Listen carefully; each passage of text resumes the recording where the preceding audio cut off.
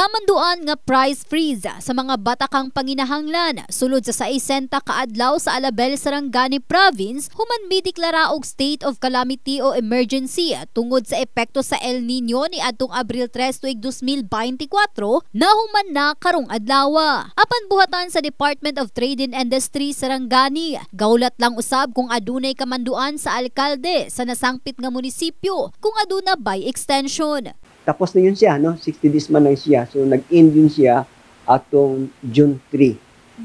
So, 6 days period lang. Except, otherwise, di pa extend nila ang ilahang pag-declare ng state of calamity. So far, we have not received any memorandum or official communication galing sa tuwang Halangdo Mayor as to whether they have to extend the so-called El Nino or state of emergency.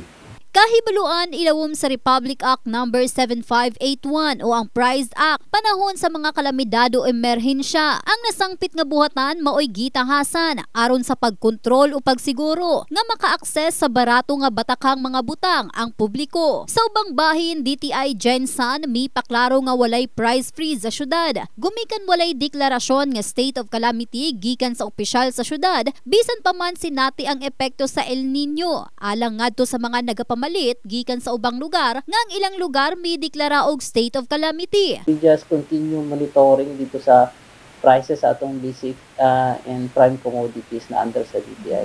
Dito may gabis gyapon sa SRP. With the actual monitoring na ginabuhat namo at mga big establishment nato is namang gyapon sa SRP ang ilahang products. Hinuon sigon sa opisyal daghang mga dagkong tigama sa mga basic commodities ang mipasalig o voluntaryo nga mipatuman og price freeze sa ilang mga produkto isip suporta sa mga konsumidor nga Pilipino taliwala sa pagsaka sa presyo sa mga palaliton ug sa dili maayong epekto sa El Nino phenomenon. Sila mismo is nag-voluntary price freeze sa ilang mga products.